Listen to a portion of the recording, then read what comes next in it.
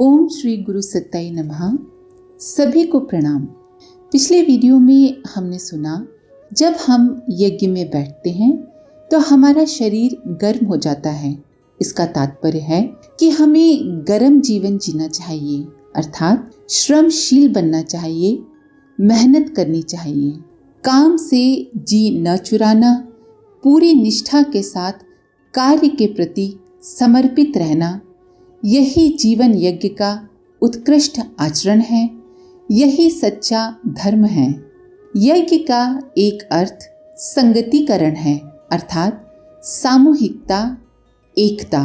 यज्ञ आयोजन से सामूहिकता, सहकारिता और एकता की भावना विकसित होती है। हमें चाहिए कि हम लोग घर घर में निर्लिप्त और निस्वार्थ भाव से धर्म का जो सही अर्थ है, धर्म के पीछे जो ज्ञान है, विज्ञान है, वो लोगों को समझाएं। ये न कह दें कि यज्ञ करोगे तो स्वर्ग जाओगे। यज्ञ का सच्चा स्वरूप लोगों को समझाने की आवश्यकता है। आइए इसी क्रम को आगे बढ़ाते हैं। परम पूज्य गुरुदेव बोले, यज्ञ का एक और शिक्षण भी है, बल्कि सर्वश्रेष्ठ शिक्षण है। समाज में उत्कृष्ट दैवी तत्वों का संवर्धन, दैवी तत्वों का बढ़ना। ये कैसे संभव है गुरुदेव? हमने जिज्ञासा प्रकट की। गुरुदेव ने समझाते हुए बताया, ऋग्वेद में यज्ञाग्नि को पुरोहित कहा गया है। अग्नि मीले पुरोहितम। ये पुरोहित ही मनुष्य में दैवी तत्वों के संवर्धन का मार्ग, दैवी तत्वों को बढ़ाने का मार्ग प्रशस्त करता है। उसकी शिक्षाओं पर चलकर लोक परलोक दोनों सुधरते हैं। यज्ञ की ये शिक्षाएं इस प्रकार हैं। पहली, जो कुछ भी बहुमूल्य पदार्थ हम हवन करते हैं, उसे अग्नि अपने पास संग्रह करके नहीं रखती, वरन उसे सर्वसाधारण के उपयोग के लिए वायुमंडल में बिखेर देती है। हमें भी इसी प्रकार ईश्वर प्रदत्त विभूतियों का प्रयोग करना चाहिए। हमारा यज्ञ पुरोहित अपने आचरण द्वारा हमें यही सिखाता है। हमारी शिक्षा, समृद्धि, प्रतिभा आदि विभूतियों का कम से कम उपयोग हमारे लिए और अधिकतम उपयोग जन कल्याण के लिए होना चाहिए। दूसरी शिक्षा, जो भी वस्तु अग्नि के संपर्क में आती है, अग्नि उसका संस्कार करके, अपने में आत्मसात करके अपने समान ही बना लेती है। हमें भी इसी प्रकार समाज के पिछड़े, छोटे, दीन, दुखी, दलित, पीड़ित जो भी व्यक्ति हमारे संपर्क में आए, उन्हें अपने में आत्मसात करके, उन्हें अपना के अपने समान बनाने का आदर्श निभाना चाहिए। तीसरी शिक्षा, अग्नि की लौ कितना भी दबाव पड़ने पर नीचे की ओर नहीं जाती, वरन ऊपर की ओर ही उठती है। हम भी प्रलोभन आए, भय आए, कुछ भी क्यों ना हो, अपने विचारों और कार्यों को अधोमुखी न होने दें। विषम परिस्थितियों में भी अपना संकल्प और मनोबल अग्नि शिखा की तरह ऊंचा ही रखें। चौथी शिक्षा, अग्नि जब तक जीवित है, उष्णता एवं प्रकाश की अपनी विशेषताएं छोड़ती नहीं है। उसी प्रकार हमें भी अपनी गतिशीलता की गर्मी और धर्मपरायणता की रोशनी को घटने नहीं देना चाहिए। जीवन भर पुरुषार्थी और कर्तव्यनिष्ठ रहना चाहिए। पांचवी शिक्षा, यज्ञाग्नि का अवशेष यानी कि भस्म मस्तक पर लगाते हुए हमें सीखना चाहिए कि मानव जीवन का अंत मुट्ठी भर भस्म के रूप में ही शेष रह जाता है। अपने इस अंत को ध्यान में रखते हुए जीवन के सदुपयोग का प्रयत्न करते रहना चाहिए। इस प्रकार की अनेक शिक्षाएं हमें यज्ञ पुरोहित से मिलती हैं, जो हमारे भीतर उत्कृष्ट दैवी तत्वों को बढ़ाती हैं। यज्ञीय धर्म क्रियाओं में भाग लेने से आत्मा पर चढ़े हुए कषाय कल्मश दूर होते हैं। फलस्वरूप उसमें तेजी से ईश्वरीय प्रकाश जागता है। यज्ञ से आत्मा में ब्राह्मणत्व, ऋषित्व की वृद्धि दिन प्रतिदिन होती जाती है और आत्मा को परमात्मा से मिलाने का परम लक्ष्य बहुत सरल हो जाता है। आत्मा और परमात्मा को जोड़ देने का, बांध देने का कार्य यज्ञाग्नि द्वारा ऐसा ही होता है जैसे लोहे के दो टूटे हुए टुकड़ों को वेल्डिंग की अग्नि जोड़ देती है। यज्ञ के प्रभाव से मनोभूमि उच्च, सुविकसित एवं सुसंस्कृत बनती है। महिलाएं, छोटे बालक एवं गर्भस्थ शिशु विशेष रूप से यज्ञ की शक्ति से अनुप्राणित होते हैं, प्रेरित होते हैं। उन्हें सुसंस्कारी बनाने में यज्ञीय वातावरण की समीपता बड़ी उपयोगी सिद्ध होती है। दुर्बुद्धि, कुविचार, दुर्गुण एवं दुष्कर्मों से विकृत मनोभूमि में यज्ञ से भारी सुधार होता है। इसी से यज्ञ को पाप नाशक भी कहा गया है। यज्ञीय प्रभाव से सुसंस्कृत हुई विवेकपूर्ण मनोभूमि का प्रतिफल जीवन के प्रत्येक क्षण को स्वर्गीय आनंद से भर देता है। इसीलिए यज्ञ को स्वर्ग देने वाला भी कहा गया है। हम यज्ञ आयोजनों में लगें, परमार्थ परायण बने और जीवन को यज्ञीय परंपरा में ढालें। हमारा जीवन यज्ञ के समान पवित्र, प्रखर और प्रकाशवान हो। गंगा स्नान से जिस प्रकार पवित्रता, शांति, शीतलता को हृदयंगम करने की प्रेरणा ली जाती है, उसी प्रकार यज्ञ से तेजस्विता, प्रखरता, परमार्थ परायणता एवं उत्कृष्टता का प्रशिक्षण मिलता है। जिस प्रकार हम घी, शक्कर, मेवा, औषधियाँ आदि बहुमूल्य वस्तुएं यज्ञ प्रयोजनों में होम करते हैं, उसी तरह अपनी प्रतिभा, विद्या, बुद्धि, समृद्धि, सामर्थ्य आदि को भी विश्व कल्याण हेतु समर्पित करना चाहिए। इस नीति को अपनाने वाले व्यक्ति न केवल समाज का बल्कि अपना भी सच्चा कल्याण करते हैं। संसार में जितने भी महापुरुष देव मानव हुए हैं, सभी ने यही रीति नीति अपनाई है।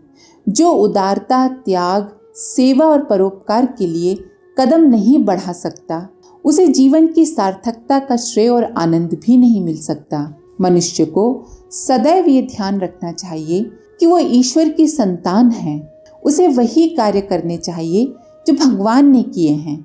अपने दिमाग में सदैव उच्च विचारों को ही स्थान दें। कुविचार, निकृष्ट, गंदे, घटिया विचार यदि आते भी हैं तो उन्हें ऐसे दुत्कार कर दूर भगाएं जैसे चोरों को डंडों से पीट कर भगाते हैं। हमें अपने परिवार के प्रति, माता पिता के प्रति श्रेष्ठ विचार ही रखने चाहिए। उनका हम पर कितना ऋण है, हम पर समाज का कितना ऋण है।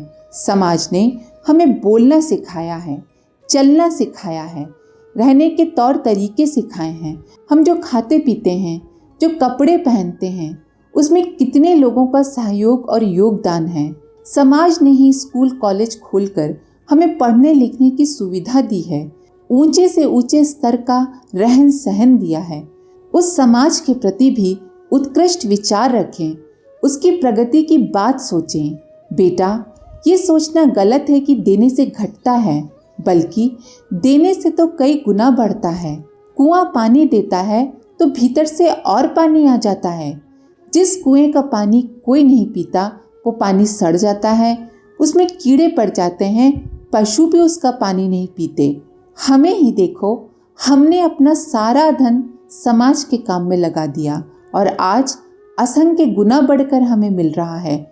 आवल खेड़ा में स्कूल व आश्रम, गायत्री तपोभूमि, शांति कुंज, ब्रह्म वर्चस्व शोध संस्थान, देश भर में फैली हजारों शक्तिपीठें, करोड़ों की, अरबों की संपत्ति है। पूज्यवर ने आगे कहा, अब मैं तुम्हें कुछ दृष्टांत देकर समझाऊंगा कि यज्ञीय भावनाओं से उत्कृष्ट दैवी तत्वों का संवर्धन किस प्रकार होता है और इससे लोक परलोक कैसे सुधरता है। हमने भी प्रसन्न होकर कहा, हाँ गुरुदेव, आपने इतनी अच्छी तरह से समझाया है कि यज्ञीय भावनाओं का महत्व पूरी तरह से स्पष्ट हो गया है। अब दृष्टांतों से इसकी पुष्टि भली भांति हो सकेगी। पूज्य गुरुदेव बोले, बेटे, तुमने गुजरात के जलाराम बापा का नाम तो सुना ही है। वे एक साधारण किसान थे, थोड़ी सी जमीन थी, उसी में खेती करते थे। जो भी राहगीर आता उसे आश्रय देते। उनकी पत्नी रोटी बनाती और सबको खिलाती रहती। ये क्रम अनवरत चलता रहा। इस यज्ञ भावना के कारण दोनों पति पत्नी त्याग और बलिदान की मूर्ति बन गए। लोग उनके जीवन काल में ही उनकी पूजा देवता के समान करने लगे। वीरपुर में उनका मंदिर बना है। वहाँ हजारों लाखों व्यक्ति रोज आते हैं और मंदिर के भोजनालय में प्रसाद ग्रहण करके ही जाते हैं। हर और उनकी जय जयकार ही सुनाई देती है। लोग अपने होटलों, दुकानों, व्यापारिक प्रतिष्ठानों के नाम भी उन्हीं के नाम पर रखते हैं। ये है यज्ञ भावना से प्राप्त उत्कृष्टता। संत रामदास व संत कबीरदास मित्र थे। दोनों ही प्रकांड विद्वान और समाज की पीड़ा को दूर करने में सदैव तत्पर। एक बार संत रामदास जी कबीरदास जी के घर गए। खूब ज्ञान चर्चा हुई। जब संत रामदास जी चलने लगे तो कबीरदास जी ने 1 रुपया देकर कहा कि संत शिरोमणि, आप इस रुपए से अपनी सारी जमात को भोजन करा देना। रामदास जी वहां से चले तो रास्ते भर सोचते रहे कि ये कैसे संभव हो सकेगा। वो बहुत ही सस्ते का जमाना था, फिर भी उनकी जमात में हजारों व्यक्ति थे। रोज उनका भोजन बनता था। 1 रुपये में क्या होता। फिर उन्हें एक तरकीब सूझी। उन्होंने 1 रुपये में घी और जीरा खरीद लिया। सस्ता ज़माना था, कई सेर घी आ गया। जहाँ जमात का भोजन बनता था वहाँ इस घी व जीरे को गर्म करके दाल में बघार लगा दिया। उस दिन पूरी जमात ने जब भोजन किया तो दाल के स्वाद की बड़ी प्रशंसा की। 1 रुपये के यज्ञ का लाभ हजारों व्यक्तियों को मिल गया। फिर कुछ दिन बाद कबीरदास जी घूमते हुए रामदास जी के आश्रम में पहुँचे। चर्चा के बाद जब चलने लगे तो संत रामदास जी ने उन्हें एक चवन्नी दी और कहा, आप इससे सारे विश्व को भोजन करा देना। कबीरदास जी बड़े असमंजस में पड़े। सोचते रहे क्या करें, कैसे करें कि बात रह जाए। विचार करने पर इस असंभव सी लगने वाली समस्या का समाधान भी उन्हें मिल गया। बेटे, तुम समझ सकते हो उन्होंने कैसे चवन्नी से सारे विश्व को भोजन कराया। हमने अपना सिर खुजाते हुए कहा, गुरुदेव, हमारी समझ में तो कोई भी तरकीब नहीं आ रही है। तब गुरुदेव बोले, अरे बेटे, जानते हो कबीरदास ने क्या किया। चवन्नी से वो बाजार से घी, सामग्री, मिष्ठान आदि खरीद कर ले आए और एक यज्ञ कर दिया। सभी पदार्थ यज्ञाग्नि में वायुभूत होकर सारे वायुमंडल में फैल गए। सारे विश्व में वो वायु फैल गई और सभी जीवधारियों ने सांस के साथ उसे ग्रहण किया। इस प्रकार यज्ञ से सारे विश्व का भोजन हो गया और वो भी एक चवन्नी में। ये दृष्टांत मैंने तुम्हें इसीलिए सुनाया है कि यज्ञ वह विधा है जिसके माध्यम से अमीर गरीब सभी लोक मंगल के कार्य कर सकते हैं। छोटे से छोटा श्रम और पुरुषार्थ भी अपना महत्व रखता है। रामचंद्र जी ने लंका पर चढ़ाई करने के लिए पुल का निर्माण कराया था। उसमें जहाँ बड़े बड़े पत्थर समुद्र में डाले जा रहे थे, वहीं एक गिलहरी भी अपनी पूंछ के बालों में बालू भरकर लाती और समुद्र में डाल देती थी। अब तुम ही बताओ, उस पुल के बनाने में नल नील के पुरुषार्थ से उस गिलहरी की यज्ञीय भावना किस मायने में कम थी। मैं तो कहूँगा कि वो उनसे भी उत्कृष्ट थी। संसार में जितने भी महापुरुष हुए हैं उन सभी के जीवन यज्ञीय भावना के अनुपम उदाहरण हैं। सभी का जीवन यज्ञमय रहा है। संत तुकाराम की पत्नी उनसे बहुत झगड़ा करती थी। एक बार संत खेत पर से गन्ने का एक गट्ठर लेकर घर आ रहे थे। रास्ते में जो भी उनसे गन्ना मांगता उसे वे एक गन्ना दे देते। परिणाम ये हुआ कि जब वो घर पहुंचे तो उनके पास केवल एक गन्ना शेष रहा। ये देखकर उनकी पत्नी बहुत क्रोधित हुई और उस गन्ने को तुकाराम की पीठ पर दे मारा। गन्ने के 2 टुकड़े हो गए। तुकाराम जी ने हंसते हुए दोनों टुकड़े उठाए और अपनी पत्नी को धन्यवाद देते हुए बोले, तू और मैं 2 थे और गन्ना एक ही था। तूने अच्छी तरह से उसके 2 बराबर टुकड़े कर दिए। अब एक टुकड़े को तुम चूसो और एक को मैं चूसता हूँ। उनकी पत्नी बहुत शर्मिंदा हुई और उसने लड़ाई झगड़ा करना छोड़ दिया। जैसे यज्ञाग्नि अपने पास की वस्तु को अपने जैसा ही बना देती है, उसी तरह संत तुकाराम ने अपनी पत्नी को भी सहनशील और सभ्य बना दिया। आर्य समाज के स्वामी श्रद्धानंद जी थे। वे थानेदार के लड़के थे और बचपन में खराब संगत के कारण शराब पीने लगे थे।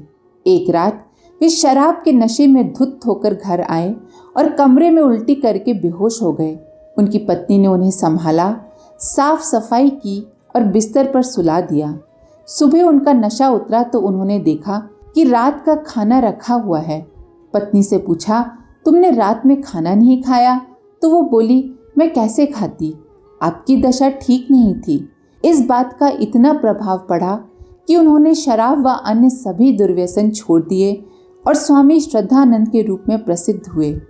यज्ञ भावना के अन्य अनेक उदाहरण मिल जाएंगे।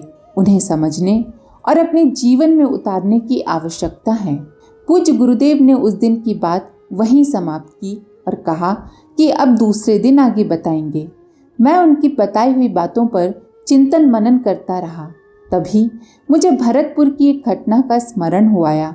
बहुत पहले जब मैं भरतपुर में रहता था तो पड़ोस में एक लड़के की शादी हुई। उसकी बहू बहुत ही सुशील थी, पर सास सदा उससे लड़ती रहती थी। बात बेबात उसे गाली देती, ताने देती, लेकिन बहू कभी भी उफ तक नहीं करती। एक दिन उसकी सहेली आई और बहू के कमरे में दोनों बातें करने लगे। उसकी सहेली ने कहा, सुना है तेरी सास तुझे बहुत परेशान करती है, तू तो बहुत सीधी है, कह तो मैं उसे एक ही दिन में ठीक कर दूं। इस पर बहू ने कहा, नहीं नहीं, तुमने गलत सुना है, मेरी सास तो बहुत अच्छी हैं, मेरी माँ से भी ज़्यादा मेरा ध्यान रखती हैं। कभी मुझसे गलती हो जाए तो प्यार से समझा देती हैं, तो ज़रा भी चिंता न कर।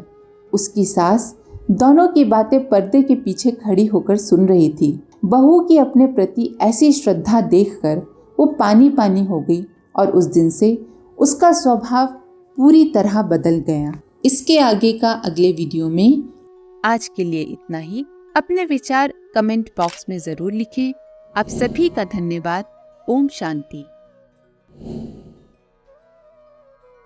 हमारे YouTube चैनल को सब्सक्राइब करें और बेल आइकन को दबाकर ऑल पर क्लिक करें ताकि आने वाले सभी वीडियोस की नोटिफिकेशन आपको मिलती रहे।